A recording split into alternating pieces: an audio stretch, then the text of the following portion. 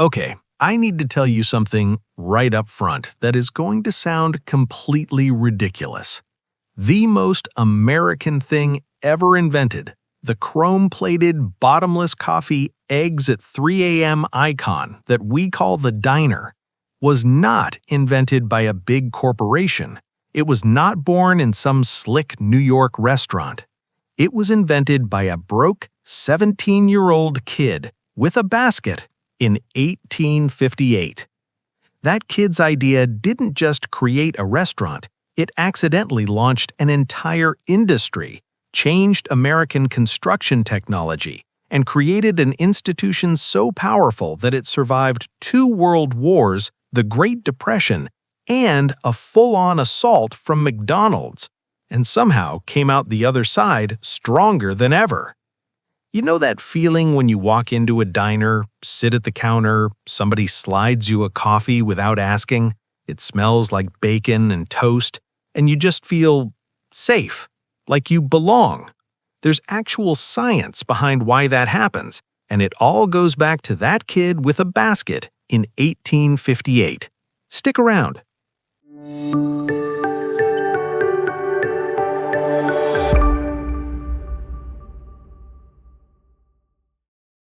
Let's go back, way back, to 1858, Providence, Rhode Island. Now, I need you to picture this city and forget everything you think you know about it. This is not the Providence of today. This is a city of factories and print shops and gas lamps and horse-drawn carts.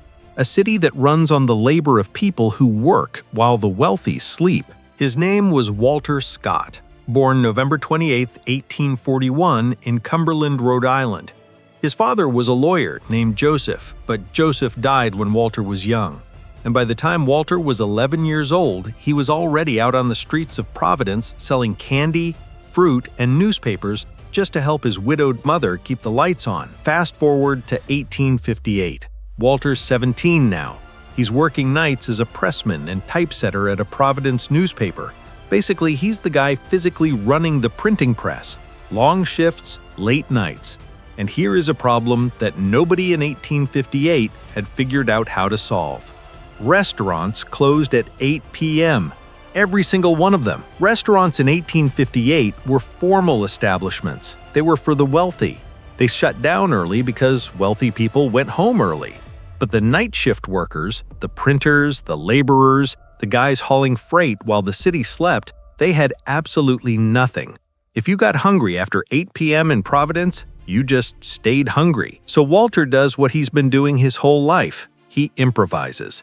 He puts together a basket, sandwiches, coffee, basic stuff, and he starts walking it to the other night workers, selling food right there in the streets. He's basically running the first food delivery service in American history, except he's the delivery guy and the restaurant and the chef all at once, and people absolutely loved it. Think about what that felt like. You've been working since 6 p.m., it's now midnight, your stomach is screaming at you, and some guy walks up with sandwiches and hot coffee. That guy is your hero. That guy is your best friend in the entire world. And Walter keeps this up for over a decade. Day job at the newspaper, basket of food at night. Every single night, for 14 years. Can you imagine that level of commitment? Most people try something for 3 weeks and quit. This man did it for 14 years before the next chapter even began. Then, in 1872, something changes. The business has gotten so good, so consistently busy, that Walter makes a decision. He quits the newspaper completely. He goes into the food business full-time. He builds himself a horse-drawn wagon, a real one, canvas top, windows on the side, and he parks it on Westminster Street every single night. His menu? Sandwiches, pies, boiled eggs, and coffee.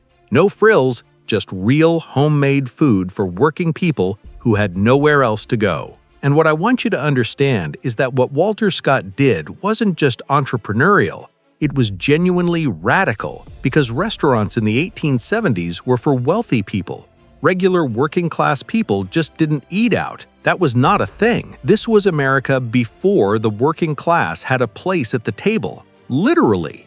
The diner was the first time in American food history that a laborer could walk up, sit down, and eat just like anyone else. No dress code, no reservation, no minimum spend, no judgment.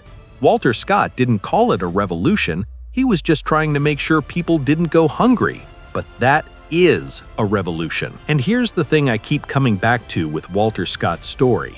He didn't have a business plan, he didn't have investors, he didn't have a brand strategy. He had a basket, a problem, and the guts to solve it.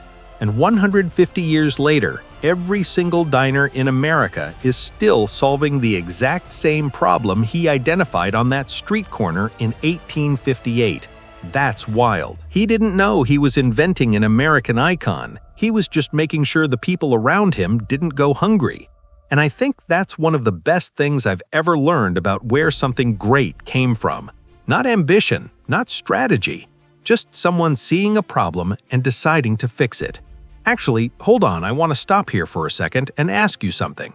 Think about your local diner, or just any diner you've been to. What's the first thing that comes to mind? The food? The smell? The vibe? Drop it in the comments. I genuinely want to know, because where you grew up has a lot to do with what the word diner means to you. And that's going to make a lot more sense by the end of this video. So Walter Scott starts a trend, and the moment other entrepreneurs in nearby cities see this horse-drawn wagon doing business every single night, the copycats come out. By the late 1870s and into the 1880s, lunch wagons are popping up all over New England. Providence, Worcester, New Haven, Boston. Picture a food truck festival, except it's 1880, and instead of artisan ramen, it's just sandwiches and pie. Same energy. A guy named Thomas Buckley in Worcester, Massachusetts sees the whole lunch wagon scene in 1887 and thinks, I can build these at scale. He launches the first ever commercial lunch wagon manufacturing operation, meaning instead of every wagon being a one-off custom build, you can now order one like equipment. Pick your configuration, pay your money, take delivery of your wagon. And then 2 years later, in 1889, a Worcester entrepreneur named Charles H. Palmer becomes the first person to receive an actual patent for a night lunch wagon design. Palmer's design is standardized, replicable, scalable. His company became one of the first truly successful lunch wagon businesses in the country, until unfortunately his factory burned completely to the ground in a fire in 1901. But here's something that nobody thinks about when they tell this story. The lunch wagon boom created a fierce backlash, because as these wagons multiplied across New England, the brick-and-mortar restaurant owners started screaming, "These wagons are stealing our customers! They don't pay rent, they clog up the streets!" And the cities listened. City councils started passing ordinances. In many cities, lunch wagons were banned from operating during daytime hours, pushed into nighttime-only windows, required to move before morning. And honestly, that only made them cooler. There is nothing more appealing than a food spot that's technically a little bit illicit. Nighttime only, moves before dawn, serves the people the city forgets about.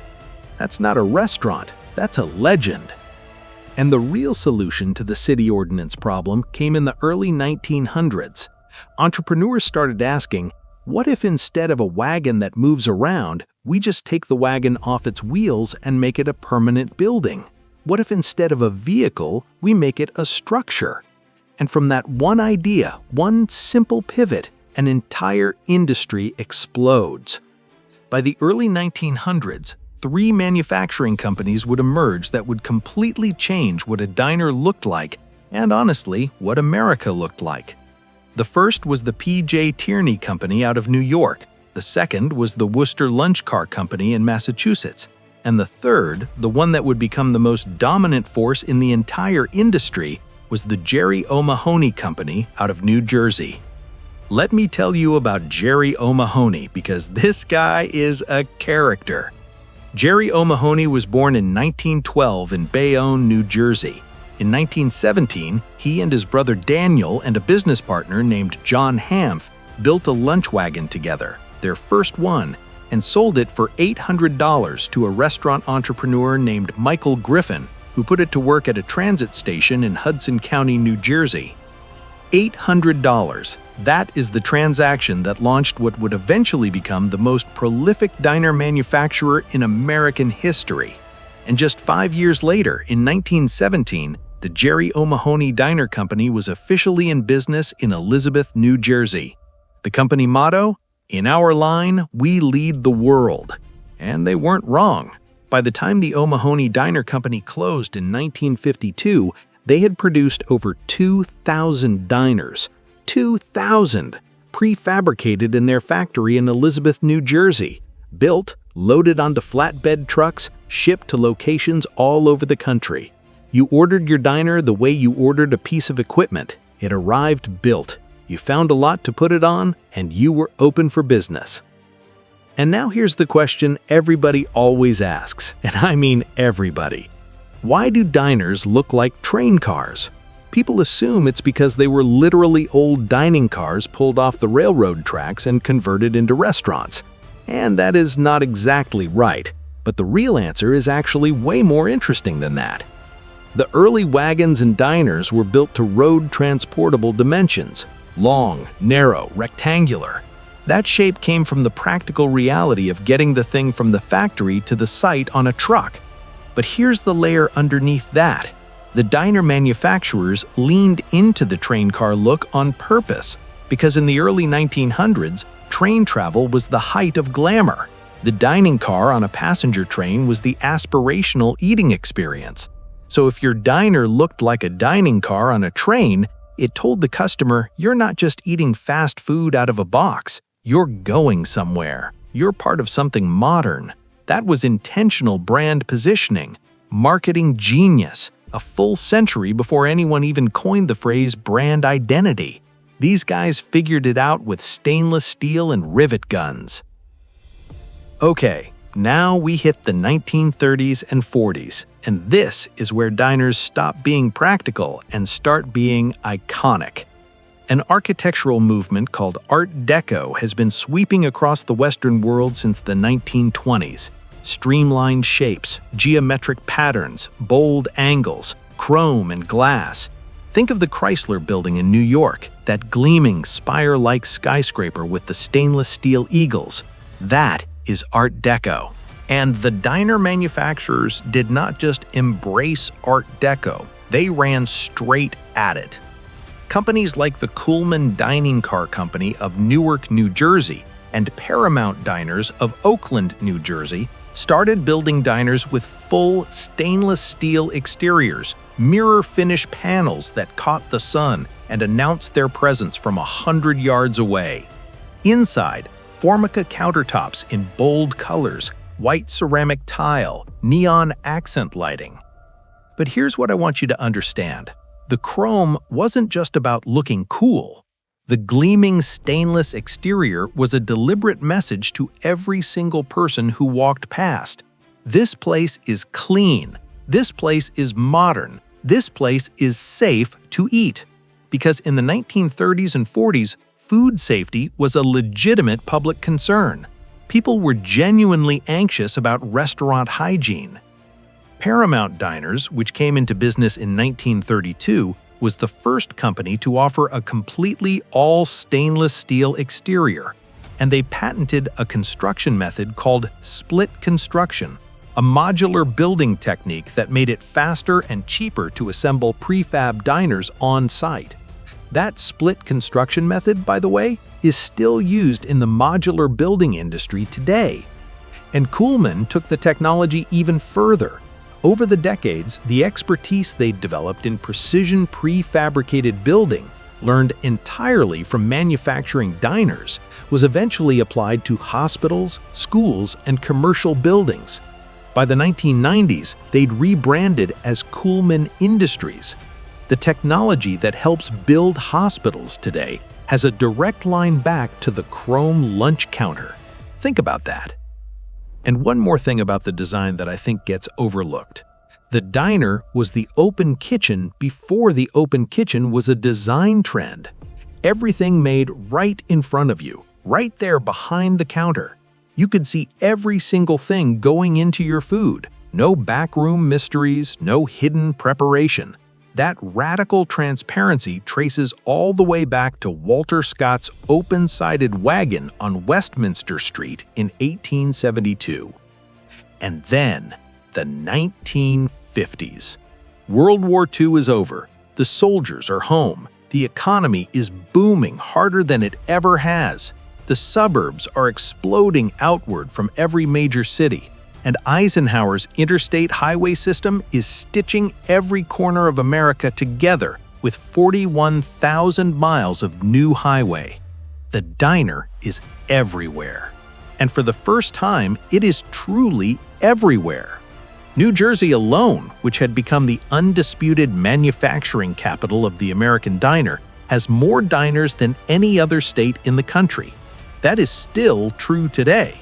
New Jersey has more diners per capita than anywhere on Earth, which is exactly why it's been called the diner capital of the world. And honestly, I think that might be one of the most wonderfully specific pieces of geographic trivia in American history. In the 1950s, the diner isn't just a restaurant, it's a cultural institution. It's where teenagers pile in after school for cherry cokes and jukebox music. It's where the night shift factory workers sit in silence at 5 a.m. with their coffee. It's where families come on Sunday mornings. It's where the local cops have a regular stool. It's where the waitress has been calling everybody hun for 30 years and knows your usual order without asking. There's a reason every movie set in the 1950s has a diner scene. Grease, American Graffiti, Back to the Future. The diner is cinematic shorthand for a very specific kind of American warmth. It carries weight that no other restaurant type carries because it has always belonged to everyone equally. No dress code, no reservation, no minimum spend.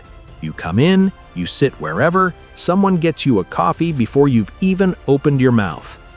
And the menu itself. The 1950s diner menu is one of the most egalitarian documents in American food history. Breakfast all day, blue plate specials, homemade pie, club sandwiches, meatloaf, milkshakes, chili. The diner menu was built to have something for every single person at a price every person could afford. That is Walter Scott's original idea, scaled up and served in chrome and neon 100 years later. And then the 1960s arrive, and with them, something the diner could not have prepared for. Golden arches, McDonald's, Burger King, Wendy's, Kentucky Fried Chicken. These fast food chains did something the diner genuinely could not match. They standardized absolutely everything. Same food, same price, same exact experience at every location, coast to coast, perfectly reliably, every single time. And they marketed with a ferocity the diner industry had never seen. Full-page newspaper ads, television commercials, Ronald McDonald, Happy Meals, playgrounds in the parking lot. They targeted families with children. They built locations near schools and in the suburbs. They understood that if you hook the kids, you get the whole family. The diner had no answer to this. By the 1960s, author Michael Carl Witzel documented that there were barely 5,000 diners still operating in America, down from what had been tens of thousands at the peak of the Golden Age. The number kept dropping through the 1970s. Jerry O'Mahony's company had already shut down in 1952. Other manufacturers followed through the 60s and 70s, and it genuinely looked like the American diner was going to die. And then the 1980s happened. Here is a thing that is just true about American culture. We have a cycle. We run toward the new shiny thing. We declare the old thing irrelevant. And then, eventually, we get hit by a tidal wave of nostalgia. Grease came out in 1978 and became a cultural phenomenon. Happy Days had been running since 1974. Suddenly, the chrome jukebox diner wasn't tired and old-fashioned, it was retro, it was cool. Diners started getting restored. New diners were built to look like vintage ones. Companies like Starlight Diners launched in 1992, building brand new mirror-finished stainless diners and shipping them all over the world, including to Denny's, which launched a classic diner concept using exactly that aesthetic. The thing that had nearly died became a product, a brand, a cultural artifact worth preserving and reproducing. And here's the thing that absolutely blows my mind when I sit with this whole story. The American diner survived 157 years through economic depressions, 2 world wars, zoning laws, fast food chains, and cultural shifts because it never stopped solving the same problem Walter Scott identified in 1858. People need food, real food, hot food, food that feels like someone gave a damn when they made it, at a price they can afford, in a place where nobody makes them feel like they don't belong. Here's the science underneath it all, because there actually is science here, and it's worth understanding. Researchers studying restaurant environments and behavioral psychology have found that the combination of elements in a classic diner, warm lighting, familiar smells like coffee and bacon, the open kitchen creating ambient sound, these elements work together to trigger comfort associations in the brain. These comfort associations are powerful. They're linked to memory. They're linked to safety. When your brain processes the combination of warm light, familiar smells, and casual social contact, it triggers dopamine. And the diner, built over 150 years through nothing but organic trial and error, ended up being almost perfectly engineered to produce that response. Not on purpose, it just evolved that way, through the things that made people come back. So the next time you sit down at a diner, when somebody slides that coffee mug across the counter without asking, when the grill starts going and the place fills up with the smell of toast, take just a second and think about Walter Scott, a 17-year-old kid in Providence, Rhode Island in 1858 with a basket of sandwiches, making sure the people around him didn't go hungry. He didn't know he was inventing an American icon. He wasn't trying to change anything. He was just making sure the people around him didn't have to go hungry.